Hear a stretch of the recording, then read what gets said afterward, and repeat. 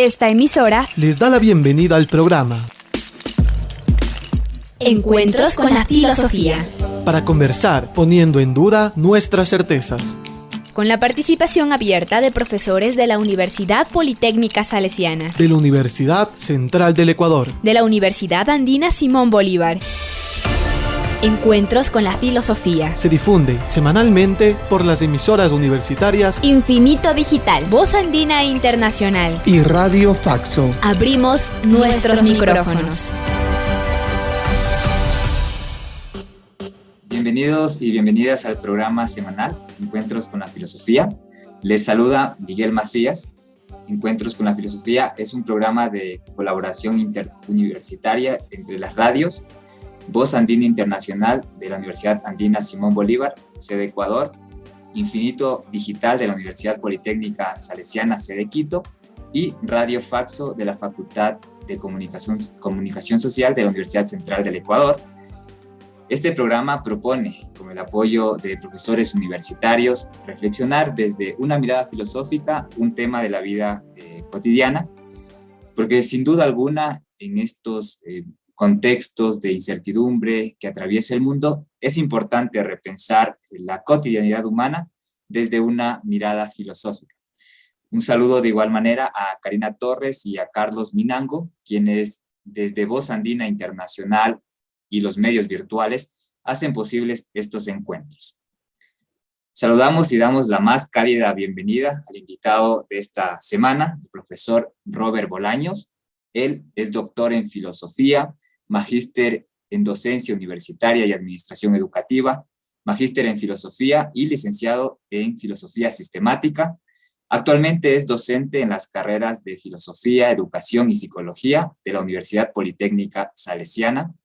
Forma parte del grupo de investigación de filosofía de la educación GIFE de la UPS, participando en los proyectos de investigación sobre conocimientos y saberes educativos y saberes pedagógicos convergentes desde la interculturalidad epistémica, como vía para la construcción de una filosofía innovadora e inclusiva. Buen día, profesor Robert, bienvenido a nuestro programa. Un cordial saludo, Miguel, Karina, ¿cómo están?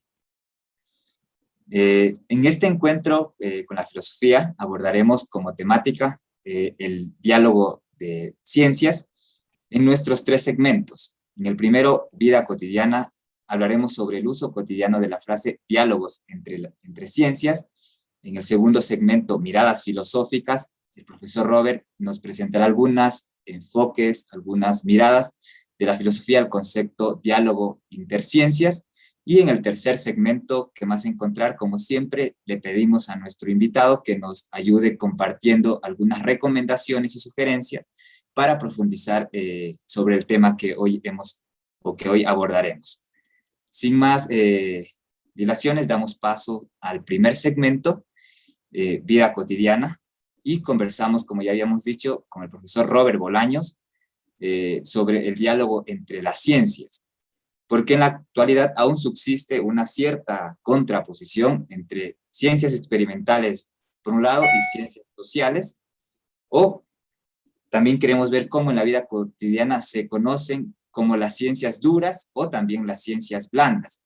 En este marco surgen numerosas preguntas, por ejemplo, ¿por qué aparentemente unas parecen ser más científicas que otras? ¿Existe una suerte de competencia entre ellas, una cierta disputa?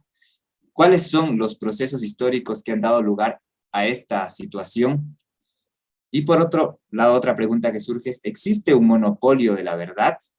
Ya, bueno, estas son varias preguntas, sin embargo, queremos arrancar con la siguiente, profesor Robert. ¿Por qué existe una división entre las llamadas ciencias experimentales y, por otro lado, las ciencias humanísticas? Muy bien. Muchas gracias por la oportunidad, felicitando por la iniciativa. ¿Por qué existe esa división? Seguramente hay que buscar en la historia del pensamiento occidental, ¿no es cierto? Y remontándonos a la antigua Grecia, ¿no? Platón, que se le atribuye ser el descubridor de la trascendencia, de la parte subjetiva, si se quiere. Aristóteles, en cambio, que es un poco más práctico, más empírico. Y luego, si damos un paso gigante hacia adelante, pues está el empirismo, ¿no es cierto?, que subraya que el conocimiento solamente es posible gracias a la experiencia sensorial. Y luego, un paso todavía más adelante, el positivismo, que igual, ¿no es cierto?, piensa que los problemas humanos se resolverán gracias a las contribuciones de la ciencia experimental. Para Comte, en efecto, sería cuestión de tiempo, ¿no es cierto?, que se lleguen a solucionar esos problemas humanos gracias al desarrollo de las ciencias experimentales.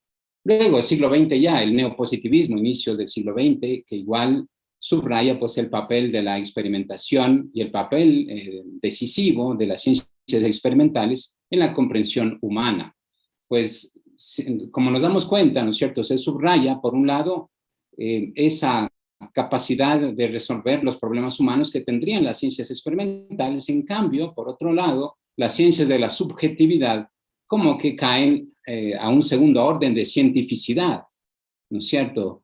En definitiva, hay este cientificismo, este exagerado culto, digamos, a las ciencias experimentales, las cuales serían capaces de resolver todos o la mayor parte de problemas humanos. En cambio, las ciencias humanísticas como que llevan el apelativo de ciencias, pero ciencias de un segundo orden, si se quiere, ¿no es cierto? Precisamente porque se dedican al tema de la subjetividad. En definitiva, pues se constata que hay una falta de unidad, digamos, en este quehacer científico, tanto la contribución que pueden hacer las ciencias experimentales y, naturalmente, la contribución que pueden hacer las ciencias humanísticas. Pues ese es el motivo por el cual estamos en este dilema, a mi manera de ver, ¿no es cierto? Muchas gracias, profesor Robert. Ya vamos ahora sí a llegar al segundo segmento, miradas filosóficas, y para continuar con este debate ya específicamente del tema que ya nos ha mencionado algunos puntos filosóficos, queremos hacerle una segunda pregunta, es cómo la filosofía ha enfocado o mira el concepto ya específico, diálogo interciencias, o este diálogo entre ciencias. ¿Cómo lo ha mirado la filosofía? Igual, Miguel, las contribuciones o los esfuerzos filosóficos para lograr un quehacer científico unitario no han faltado, ¿no es cierto?, en la historia del pensamiento. Concretamente, yo quisiera mencionar el esfuerzo filosófico de la fenomenología, ¿no?, representada por ese grande filósofo, psicólogo Edmund Husserl, y su intuición de la epogé. Concretamente, ¿qué es? Pues él sugiere que hay que suspender el juicio, hay que evitar, digamos, dar criterios antojadizos sobre la importancia o no importancia de tal o cual ciencia. Poner entre paréntesis esos prejuicios también, ¿no?, que muchas veces nos llevan a subrayar el papel de tal ciencia, las ciencias experimentales, ¿no?, que tendrían el paradigma, digamos así, de la cientificidad. En cambio, las ciencias humanísticas que llevarían este apelativo de ciencias, pero de segundo orden. Pues este esfuerzo concretamente de la fenomenología, ¿no?, de que todos queremos llegar a la cosa en sí, pero hay que evitar dar criterios antojadizos, suspender el juicio, se dice que es la epogé, ¿no es cierto?, ¿no?, suspender el juicio antes de estar seguros, pues, de que tanto la contribución de las ciencias experimentales como la contribución de las ciencias humanísticas contribuyen en esta búsqueda humana de la verdad, ¿no?, del sentido. Y luego, claro, cómo no mencionar también el esfuerzo de la hermenéutica, ¿no es cierto?, de la hermenéutica, esta forma de hacer filosofía contemporánea.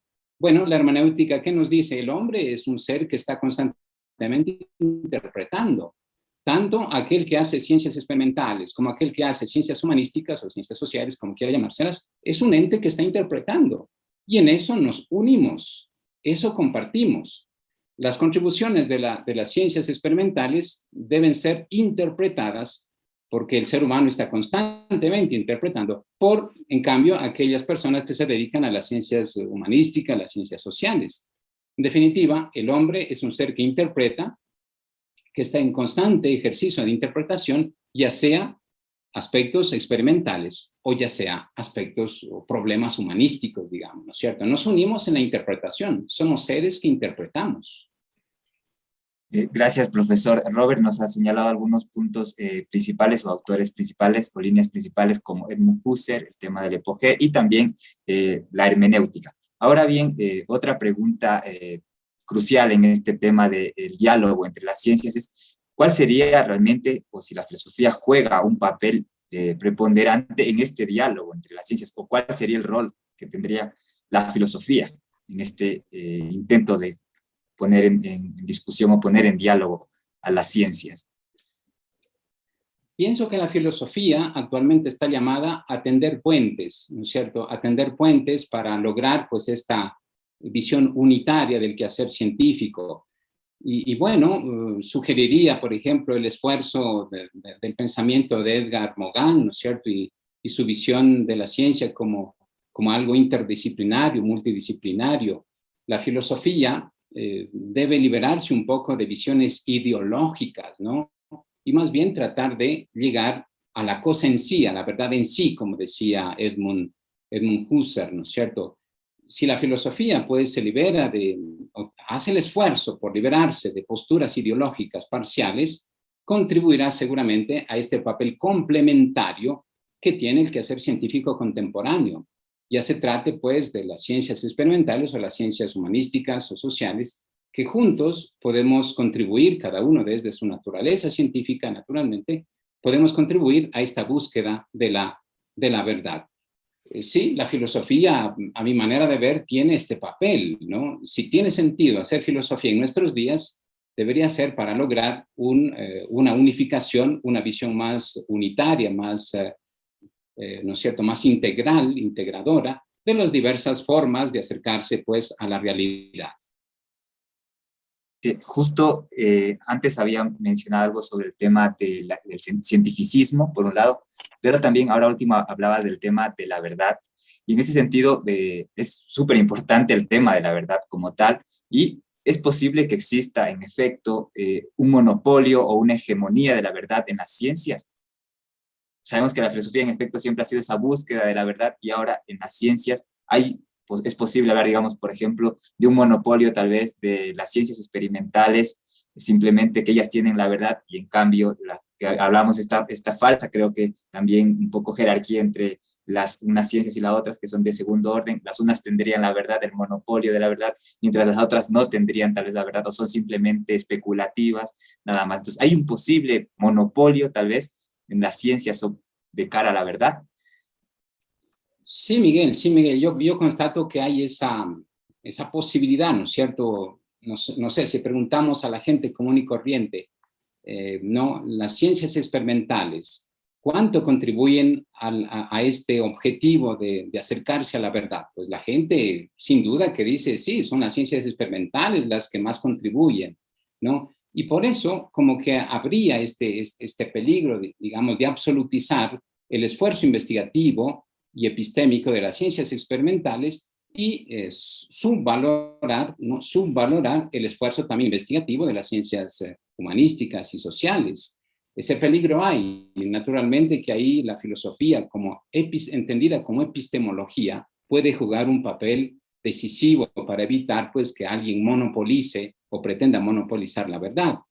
Además que hoy en día pues, el quehacer científico, desde el pensamiento epistemológico contemporáneo, pues tiene el rasgo de la provisionalidad, ¿no es cierto? No hay saberes que sean absolutos, aunque provengan de las ciencias experimentales. Son saberes que tienen ese apellido, digamos, de la provisionalidad. Todo saber es provisional, es mejorable, es falseable, como dice Karl Popper, ¿no es cierto? Con lo que ya nos has mencionado, todos estos temas, al final nos gustaría hacerte una pregunta de la importancia como tal de este diálogo entre las ciencias en la actualidad. ¿Por qué resultaría importante? Sabemos que la realidad es compleja y quizás tal vez las pretensiones iniciales de la filosofía, que era tal vez un saber de todo, o en Hegel por lo menos el saber de la totalidad, tal vez en la situación actual es imposible. Y en este sentido, ¿por qué es necesario o significativo crear este diálogo o hacer que las ciencias como tal dialoguen y no haya tal vez una sola que diga lo que sea la verdad o lo verdadero? Sí, es importante porque el sujeto, ¿no es cierto?, de conocimiento que es el ser humano y que en alguna manera todos giramos en torno a lo humano, es un sujeto complejo. Y esa complejidad del ser humano no puede intentar develarse solamente desde un solo punto de vista o desde un solo esfuerzo investigativo. Es preciso, ¿no es cierto?, que desde los diversos puntos de vista, desde el esfuerzo científico investigativo experimental, desde el esfuerzo científico filosófico, teológico, histórico, desde los diversos puntos de vista, intentemos aclarar, ¿no?, esa complejidad que es propia del ser humano. La vida humana en sí misma es compleja y la realidad en sí misma es compleja. En cambio, si pretendemos agotar la verdad desde un solo punto de vista, es poco lo que vamos a lograr. Por eso es decisivo que nos unamos, ¿no es cierto?, todos los que hacemos ciencia e intentemos dar una respuesta holística, integradora a este problema humano, a este problema que es la realidad. Otra pregunta igual bastante relacionada a lo que nos has mencionado es si tuviera que mencionar algunas ventajas de este diálogo de las ciencias, ¿cuáles serían las ventajas? Las ventajas de este diálogo complementario entre las ciencias, pues sería exactamente una visión más holística de la realidad, una comprensión más integradora del ser humano y sus problemas, ¿no es cierto? Esa sería la ventaja y probablemente una vida humana más integral, ¿no es cierto? Sin caer, por ejemplo, en estos excesos de la tecnociencia, ¿no?, en estos excesos del consumismo, descuidando seguramente otras dimensiones humanas que también son esenciales, son importantes en la vida del ser humano, ¿no es cierto? La ventaja sería así una vida más integral, ¿no?, sin absolutizar aspectos que quizá caen en el ámbito de lo superfluo, más bien, ¿no es cierto? No sé, me atrevo a decir el consumo exagerado o no sé, el hacer ciencia solo por hacer ciencia, digamos, sin tener un porqué y un para qué, ¿no? La ventaja sería una vida humana más integral. Muchas gracias por estas aportaciones y con esto prácticamente ya estamos cerrando nuestro segmento 2, miradas filosóficas. Les recordamos que estamos con el profesor Robert Bolaños y con él hemos conversado sobre los usos cotidianos de la frase diálogo entre ciencias. Luego nos compartió algunas miradas desde la filosofía y elementos del debate filosófico sobre el diálogo entre las ciencias, las ventajas, la importancia de este diálogo entre las ciencias para construir o por lo menos para una formación integral del ser humano. Eso nos ha dicho. Sin embargo, nosotros somos conscientes que los temas siempre son inagotables, siempre es difícil abarcarlo en su totalidad y por eso nos gustaría que ya en este segmento ¿Qué más encontrar?, nos puedas comentar o nos puedas sugerir tal vez alguna película, algunos libros que nos sirvan como de apoyo para poder profundizar en la temática del diálogo entre las ciencias. ¿Cuáles serían esas recomendaciones o esas sugerencias, profesor Robert Bolaños? Sí, yo podría sugerir este extraordinario libro de Edgar Morin, El método, ¿no? Bastante interesante, bastante bueno. También un texto que se llama La racionalidad epistémica de León Olivé, ¿no?, este extraordinario epistemólogo mexicano que murió hace poco, ¿no? Extraordinario este libro. Bueno, y no sé, me atrevo a sugerir un artículo que se publicó en la revista Sofía, que lleva este título, Elementos ¿no?, de hermenéutica y fenomenología para un diálogo metodológico entre las ciencias, publicado en Sofía 19, es una revista científica de la Politécnica Salesiana, pues eventualmente ahí se desarrolla con más detenimiento este tema del diálogo pues entre las ciencias. Muchas gracias por esas recomendaciones. Esperemos que sean acogidas por aquellos que nos ven y nos escuchan. También una pregunta ya de cierre que siempre hacemos es, obviamente hay interrogantes, también al hablar de esta frase o este concepto diálogo entre ciencias, hay varios conceptos, nociones, palabras que están vinculadas. ¿Qué otros conceptos más surgirían al hablar de este diálogo entre ciencias, profesor Robert? Pues sin duda que interdisciplinariedad, ¿no? Interdisciplinaridad, multidisciplinaridad, son términos que perfectamente son congruentes con este intento de diálogo, ¿no es cierto?, interciencias, ¿no? La multidisciplinariedad sobre todo, ¿no? Es una visión bastante interesante que puede contribuir a este acercamiento dialógico y complementario entre las diversas maneras de hacer ciencia, ¿no? Muchas gracias, profesor, por también estos conceptos anexos. Concluimos este encuentro semanal con la filosofía, con nuestro agradecimiento a ustedes, radioescuchas, al invitado de esta semana, el profesor Robert Bolaños. Muchas gracias por haber estado con nosotros hoy. De igual manera, a Carlos Minango y Karina Torres en la cabina de la radio Voz Andina Internacional. Y finalmente recuerden que nosotros recibimos sus comentarios y sugerencias al correo electrónico encuentrosconlafilosofía@gmail.com. Hasta el próximo encuentro con la filosofía. Agradecemos su sintonía a Encuentros con la filosofía. el programa que impulsa el filosofar como acción compartida desde las radios universitarias. Les invitamos a compartir las próximas emisiones de Encuentros con la filosofía por esta emisora.